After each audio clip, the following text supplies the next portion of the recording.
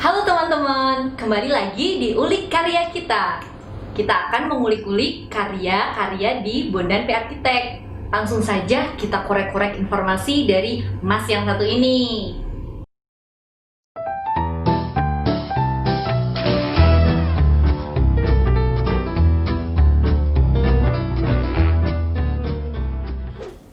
Gimana kabarnya Mas Wid? Alhamdulillah sehat. Alhamdulillah. Sekarang lagi sibuk apa? Biasa sih rutinitas biasa, nggarap-nggarap beberapa proyek. Oh iya, bisa yang ini ya proyeknya ya? Ya ini salah satunya. Oke, boleh tahu untuk proyeknya sendiri apa namanya? Kalau proyek kita yang kali ini itu namanya IRF House. Oke, bentar. Kalau yang kemarin kan YGI House itu Pak Yogi pemiliknya. Betul. Kalau ini IRF itu berarti Pak Irfan. Oh, Oke. kok tahu nih? Iya Mbak? kan? Cenayang ya? Iya, Cenayang. Iya. Oke, Mas Wid, IRF House ini Pak Irfan bisa deskripsikan Pak Irfan itu orang yang seperti apa gitu? Oh, oke.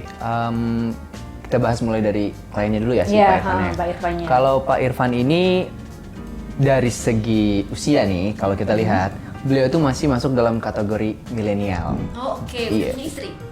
Udah punya istri, udah berkeluarga. Kalau sekarang itu sudah ada dua, udah dianugerahi dua anak gitu. Iya. Jadi kemudian beliau kepengen untuk membuat satu rumah yang bisa untuk mengakomodir kebutuhannya yang sekarang. Kan dulu memang sudah ada sebelumnya, cuman karena memang bertambahnya usia si anak, kemudian makin banyaknya kebutuhan sehari-hari gitu. Jadi beliau ingin menciptakan satu rumah baru gitu, untuk membuat satu rumah baru yang bisa dihuni dengan mengakomodir kebutuhannya Oh tadi. iya, tapi ini lokasinya beda ya dari rumah lamanya? Beda, ini lokasinya ada di Wonosari, di Gunung Kidul. Oke.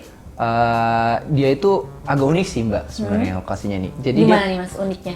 Oke, jadi dia pertama tuh dia ada di daerah yang berkontur ya. Kalau Wonosari kan kita lihat agak berbeda nih sama kalau Jogja dari provinsi utama si kota utamanya nih ya, iya. si Jogja. Kalau Jogja kan kebanyakan datar nih. Kalau di Wonosari itu dia agak berkontur, berbukit tempatnya. Jadi site yang tempat kita membangun ini, site lokasinya si Pak Irfan ini juga berkontur di posisi yang berkontur.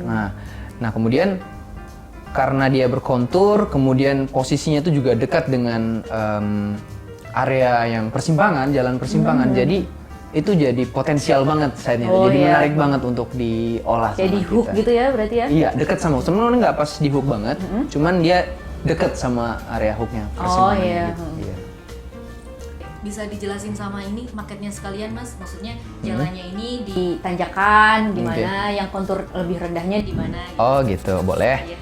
Jadi sebenarnya gini, kalau kita lihat, ini kan posisi jalan itu ada di depan. Posisi itu jalan ada di depan, kemudian masih agak panjang ke sana. Si hook itu ada rumah satu kecil di sini. Kalau saya tidak keliru, itu warung ya. Oh, oke. Ada warung di sekitaran sini. Nah ini jalan mojok ke sana, ini ada jalan yang agak melintang. Jadi kelihatan dari sana sama dari sana gitu kan. Oh. Nah terus posisinya dia ini, si rumah ini agak lebih tinggi ketimbang si yang hook tadi. Oh, jadi iya, benar-benar kalau misalnya itu nanti terbangun gitu, benar-benar terekspos gitu dari kedua sisi, baik dari sana dan Dari bawah kelihatan Iya, gitu dari ya? bawah kelihatan banget. Ini emang jalannya miring kayak gini ya? Iya, memang jalannya Oh miring. iya. Ini untuk fungsinya ini berarti hunian ya? Iya, betul. Kalau fungsinya sendiri sebenarnya gini. Memang kebutuhan pertama tadi itu adalah hunian. Dan yang kemudian setelah kita diskusi panjang nih dengan bapaknya, si Pak Irfan, beliau ingin menambahkan fungsi komersil di dalam bangunan itu, Mbak. Oh iya, berarti dua fungsi. Betul, jadi pengen ada dua fungsi itu. Nah, sebenarnya gini, waktu di awal ketemu kita, Pak Irfan ini sempat membayangkan untuk, Mas, boleh dong kalau saya mau buat style yang agak modern gitu. Oh iya. Nah, jadi beliau ini suka sama model-model karena memang biasanya kan beliau masih muda lah gitu ya. Masih kaum muda. Jadi masih untuk eksplor tuh masih kuat juga gitu untuk mengeksplor desain yang mau dibangun nantinya gitu. Nah, melihat potensi site yang ada tadi, misalnya dia dekat dengan jalan, kemudian tereksplor strategis gitu. Jadi dia mau untuk bagaimana si bangunannya nanti ini bisa mengakomodir untuk fungsi hunian sama komersil. Oh Nah, ya. jadi yang menjadi tantangan kami adalah bagaimana dua fungsi tadi bisa hadir dengan efisien gitu, bisa hadir dengan cakep gitu di dalam satu bangunan. Oh iya. Oke Mas Wid, tadi kan ada 2 fungsi nih buat si bangunan ini. Nah, bisa dijelasin gimana cara Mas Wid membagi dari 2 fungsi itu? Bisa dijelasin pakai marketnya aja sekalian Mas. Oh gitu, oke. Ya. Jadi yang sesuai kita bilang tadi ada 2 fungsi kan, yang pertama komersil sama hunian. Ya. Oke, jadi yang pertama kita lakukan adalah melihat dari seberapa private si fungsi tadi. Maksudnya kayak ini. Kalau dia fungsinya kayak yang lebih membutuhkan privasi tinggi seperti hunian tadi, nah itu bagaimana caranya supaya dia tidak tergabung dengan fungsi komersial tadi, karena kan sifatnya lebih publik nih kalau yang komersial. Nah, setelah kita eksplorasi, kemudian kita diskusi dengan kliennya juga, nah kita akhirnya menentukan nih. Jadi area yang lantai 1 itu fungsi yang lebih dominan adalah fungsi komersil. Oke. Nah, sementara yang tadi sifatnya lebih private, si rumah tinggalnya sendiri, itu ada di lantai 2. Cuman yang menarik adalah bagaimana kita membuat entrance yang pas, sehingga mereka tidak melalui satu jalur. Karena sebenarnya itu kurang bagus ketika dia fungsi komersil dan hunian ada di satu jalur, karena memang benar-benar berbeda gitu keperluannya gitu kan. Nah, jadi setelah kita coba ulik-ulik, kemudian kita dapat nih yang paling pas adalah memang berarti fungsi komersial tadi dia harus terekspos nih dari depan. Nah, jadi bagaimana caranya agar itu mudah dijangkau dan juga terlihat gitu kan. Nah, kita letakkan di daerah sini. Ini ada satu pintu yang memang dia dari kaca juga. Itu posisinya di depan, memang terlihat dari depan. Kemudian ini ada kaca yang besar karena memang fungsi komersil kan harus lebih transparan seperti itu. Nah, sedangkan yang untuk fungsi hunian yang di atas tadi residensialnya itu ada di agak tersembunyi nih posisinya, agak di dalam sini. Jadi ada persimpangan gubahan ini ada di tengah-tengah sini kalau mungkin bisa dilihat. Oh iya. Nah, ini di bagian sini, ini pintunya masuk. Nah, jadi dari masuk kan ini di sini ada carport, dia masuk ini carport buat si penghuninya ya? Iya, ini untuk si penghuni. Masuk carport di sini, kemudian lewat dalam sini. Nah, ini ada tangga lewat atas. Nah, nanti lewat tangga itu kemudian nanti baru sampai ke area lantai 2. Jadi benar-benar terpisah. Walaupun memang misalnya mereka berdekatan, tapi secara bentuk itu sudah secara psikologisnya kita udah tahu bahwa ini adalah pintu yang untuk entrance area komersil, yang bagian sana itu yang lebih tersembunyi adalah untuk ke area private yang ada di atas. Oh, oke Mas. Bentar Mas. Sebelum itu gimana cara Mas Wid ini bisa dapat buat zonasi itu? Kan biasanya tiap arsitek tuh beda-beda ya, dari gubahannya atau dari denahnya atau gimana Mas kalau dari Mas Wid? Oke, kalau di kita sih sebenarnya tergantung ya Mbak ya. Jadi ada kontekstual dari si klien sendiri. Jadi kadang kita memang misalnya di site-site tertentu, umumnya nih kalau misalnya site-nya bentuknya simetris, misalnya seperti kotak atau di dalam perumahan kayak gitu, itu biasanya memang kita olah dari denahnya dulu. Dan kliennya juga setuju dengan itu. Kita olah dengan mengolah denahnya dulu, denahnya jadi baru kita temukan gubahan yang pas. Nah, tapi kalau di kasus-kasus tertentu, misalnya si klien ini memang menginginkan ada penekanan tertentu di dalam desainnya gitu kan. Misalnya saya pengen yang kayak tadi ada modern, walaupun memang itu bukan konsep utama, tapi ada keinginan seperti itu. Bagaimana ceritanya nih? Sementara kalau kita mengilustrasikan modern ke dalam denah kan belum langsung bisa kelihatan nih. Nah, jadi dalam permintaan seperti itu kita hampir diwajibkan untuk membuat denah tadi, membuat kebutuhan ruang si klien tadi bisa terpenuhi, tapi sekaligus mencari komposisi yang pas nih. Oh iya. Iya, jadi nggak sementara kita membuat denahnya jadi, kemudian baru dibangun 3D-nya nggak. Kalau yang itu berarti kita sekalian berbarengan prosesnya, atau malah memang lebih ditekankan ke gubahannya dulu.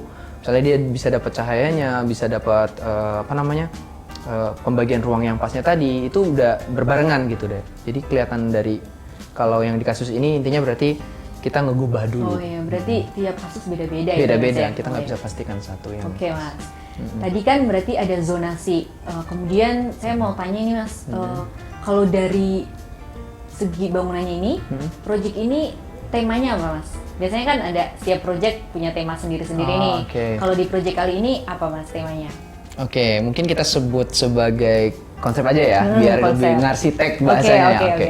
Jadi kalau dari di desain yang ini, setelah kita diskusi sama kliennya, jadi kayak kemarin mungkin yang belum nonton videonya kita juga sudah sempat saya jabarkan sedikit bahwa konsep kalau di kita itu sebenarnya nggak selalu harus kita tentukan di awal. Oh, iya. Tuh jangan lupa nonton yang video kemarin. Iya. Di subscribe. Oke. Nah, jadi seperti itu Mbak. Konsep itu tidak semerta-merta harus ditentukan di awal. Jadi kita lebih sering menemukan konsep itu ketika proses desain. Jadi ketika kita diskusi dengan klien, kemudian kita melakukan iterasi terhadap desain kita, itu dari proses itu kemudian nanti konsep-konsep itu bisa timbul. Oh, Nah, iya. jadi kalau yang misalnya tadi saya sebutkan bahwa Pak Irfan kepengen nih model gaya modern, kita anggap itu sebagai cita-cita awal si klien. Tapi belum kita pastikan sebagai konsep. Oh, oke. Nah, konsepnya nanti seiring berjalannya proses desain tadi. Kembali ke pertanyaan Mbak Puput tadi, konsepnya apa untuk bangunan ini? Nah, setelah mengalami proses panjang itu, kita coba angkat 3 yang jadi poin utama untuk konsepnya. Jadi yang pertama itu ada natural, kemudian konsep yang kedua itu ada kontemporer, sama yang terakhir itu tropis. Jadi memang agak seakan-akan kayak bercampur nih, tapi kita coba tekanin 3-tiganya karena memang klien juga karena memang masih istilahnya si anak milenial tadi ini masih bebas untuk bereksplor. Jadi kayak semua kan banyak informasi nih Mbak bertebaran di internet. Jadi pengen rasanya dimasukin semuanya.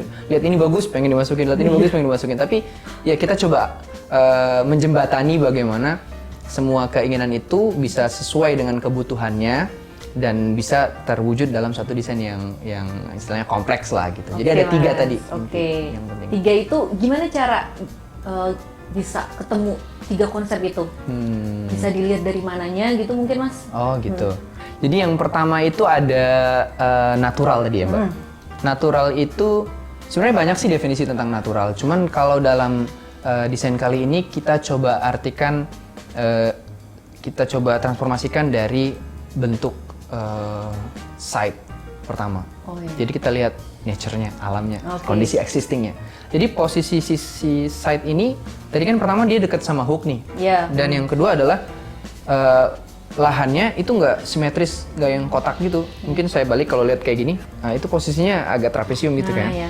Nah, jadi karena dia nggak kotak itu jadi kayak tantangan gitu. Gimana kita ngebuat si bangunan ini bisa fit ke dalam site yang ada, tapi dengan fungsi yang memenuhi semua kebutuhan tadi dengan optimal gitu. Gimana caranya? Itu jadi tantangan untuk konsep tadi natural tadi. Nah, kadang kan kalau kita mikir gampangnya ya udah dibuat kotak aja nih bisa cepat. Yang penting ruang ini tersusun semua. Terus sisa lahannya Akhirnya banyak yang kurang optimal jadinya kan Mbak. Jadi kalau kita berangkat sih dari situ ngelihat site-nya. Jadi kalau kita lihat site-nya seperti itu, maka kelihatan nih bentuk gubahannya. Tadi kan ada saya bilang jalan dari sana sama jalan dari sana. Kalau kita buat kotak, sementara misalnya bangunannya kotak cuma ngadep sana, kayaknya kurang optimal fokus gitu. di sisi sana aja gitu cuma ya? di salah satu sisi aja gitu. Kita kayak kurang memanfaatkan existingnya gitu. Jadi berangkat dari situ, kemudian kita mau coba ulik, bisa nggak itu dieksplor lebih dalam gitu. Nah, kemudian dari situ baru kita buat istilahnya orientasinya, yang satu mengarah ke sana, yang satu mengarah ke sana, sehingga ketika jalan dari sana kelihatan, jalan dari sana juga kelihatan. Karena mengingat ada fungsi tadi, fungsi komersil yang dia harus terekspos gitu kan. Jadi dia harus tampil terus gitu. Jadi memang dari sana.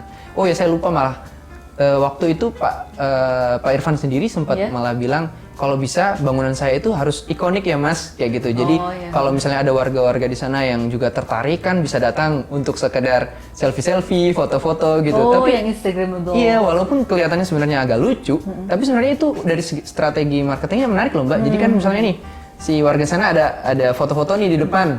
Nah, ternyata habis dipoto di-upload. Nah, di-upload kan ada keterangan label ini ada toko apa nih misalnya kan. Nah, jadi kayak untuk strategi marketing juga gitu. Oh ya, menarik juga. Berarti kan keinginan itu kita transformasikan dari bentuknya berarti dia harus keren nih, harus ikonik, beda dengan yang lain dan harus terekspos dari beberapa sisi jalan tadi kayak gitu. Kalau dari bentuknya ini di dalamnya itu ada ruang yang mati gitu nggak sih Mas? Kan biasanya kalau ada sudut-sudut ruang yang nggak dipakai gitu kan ya. Oh iya, jadi memang permasalahan itu sebenarnya jadi tantangan besar sih Mbak kalau untuk sudut mati itu di beberapa desain. Apalagi yang misalnya dia memiliki dua gubahan yang beda orientasi seperti ini. Yang paling jadi titik krusial biasanya adalah di area belakang. Kalau saya balik lihat itu di tengah. pasti di daerah sini nih, bagian belakang sini. Nah, gimana caranya? Kalau biasanya kita pakaikan furniture kan rada-rada maksa jadinya kan ujungnya tuh nggak siku gitu. Jadi agak nyudut. Nah, dari situ kita coba olah area itu jadi ruang yang lebih fleksibel. Kira-kira ruang apa yang bisa jadi lebih fleksibel? Nah, yang kita terpikir saat itu adalah gimana kalau nggak sekalian aja kita buat itu adalah taman di area belakang.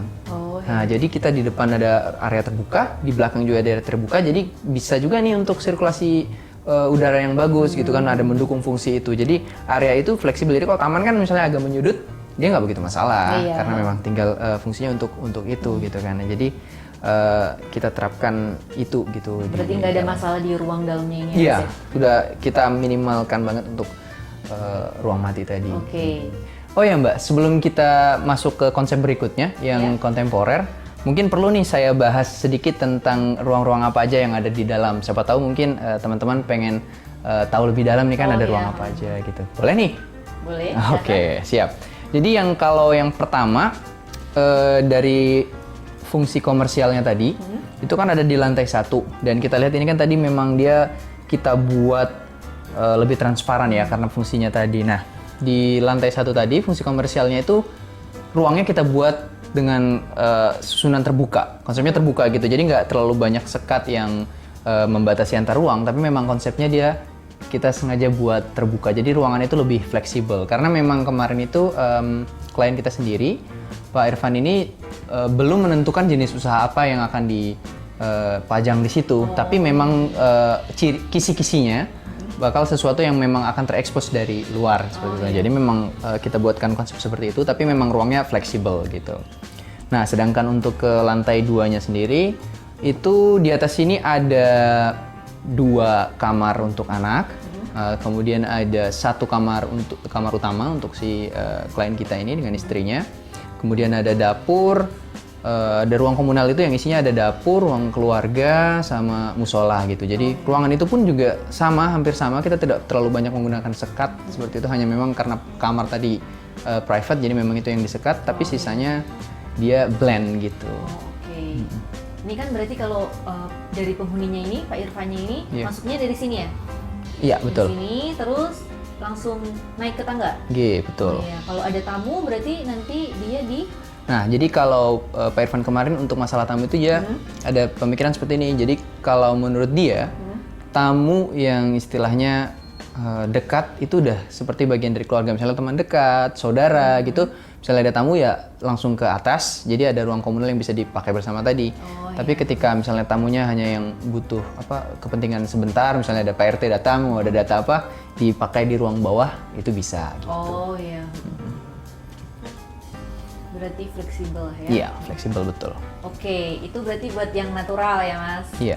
Jadi selanjutnya tadi konsepnya kontemporer. Ya. Bisa dijelaskan Mas kalau kontemporer ini gimana sih? Oke, kalau teman-teman di rumah tuh belum tahu kontemporer tuh apa sih? Gitu. Oh gitu. Ya sebenarnya sih kontemporer juga punya makna yang luas ya Mbak ya. Cuman dalam desain kita yang sekarang ini kita visualisasikan, kita wujudkan dalam pemilihan material. Jadi material-material yang kita gunakan ini sebenarnya dia material lama, cuman kita poles dengan tampilan baru sehingga jadi kelihatan lebih kekinian bahasanya. Iya. Ya.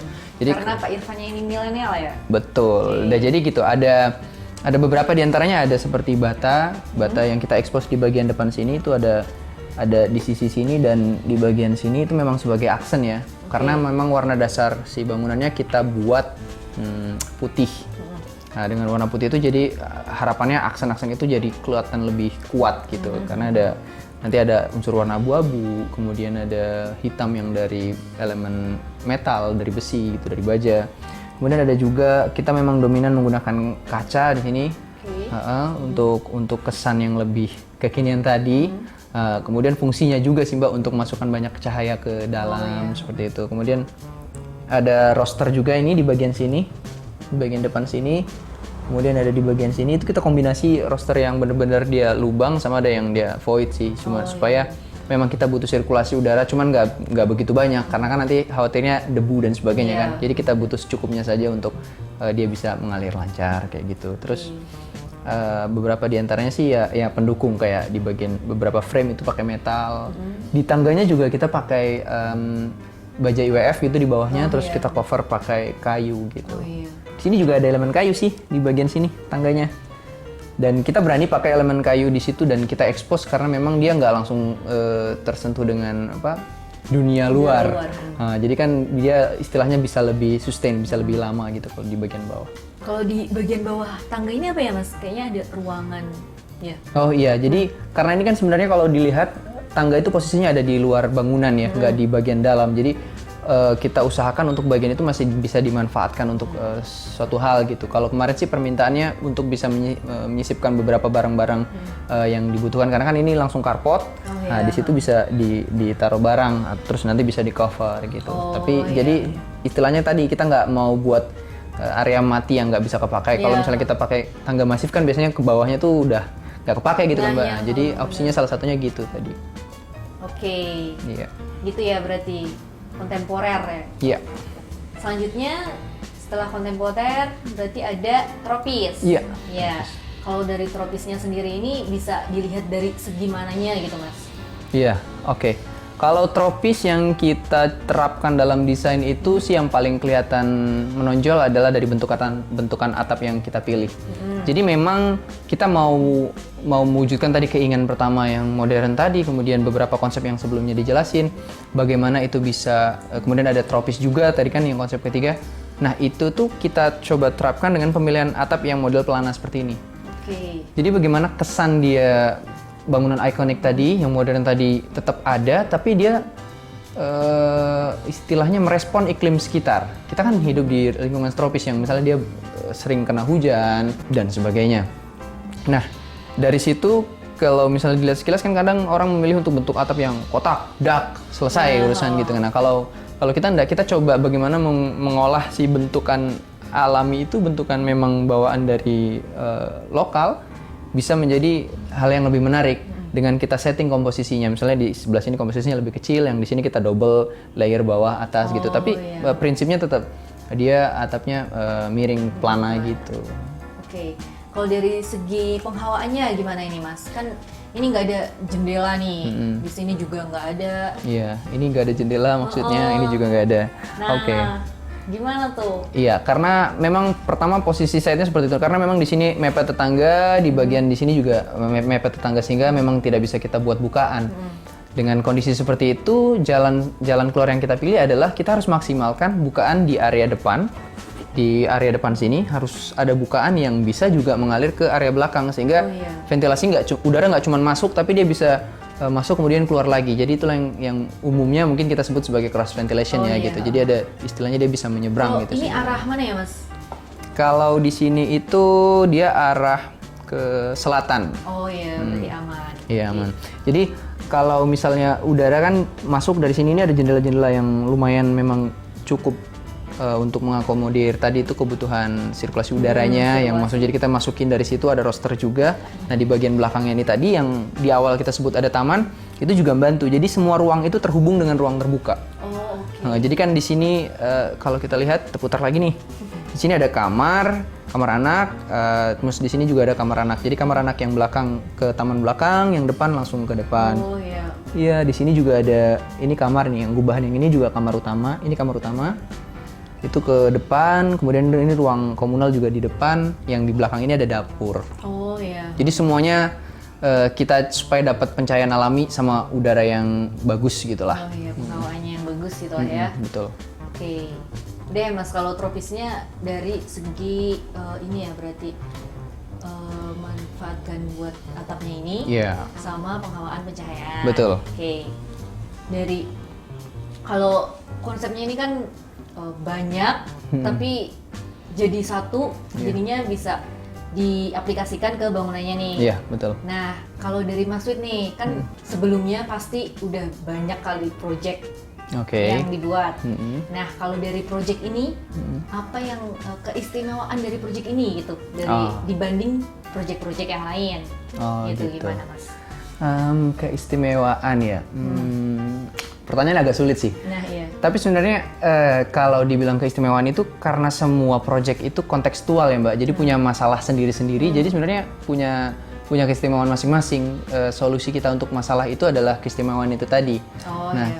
kalau yang saya lihat dari Pak Irfan ini, selain yang tadi keinginan untuk bentuk modern tadi, konsep yang memang benar-benar baru tadi, yang kedua adalah adanya dua fungsi yang mau diterapkan tadi, Mbak. Oh iya, komersial. Karena kan biasanya kalau kita desain rumah aja, ya udah berarti kita unsurnya tuh hanya yang berkaitan dengan rumah. Oh iya. Kemudian misalnya kita bangun bangunan industrial, misalnya kafe gitu kan, berarti kita hanya desain kafe yang memang benar-benar dia fungsinya publik gitu.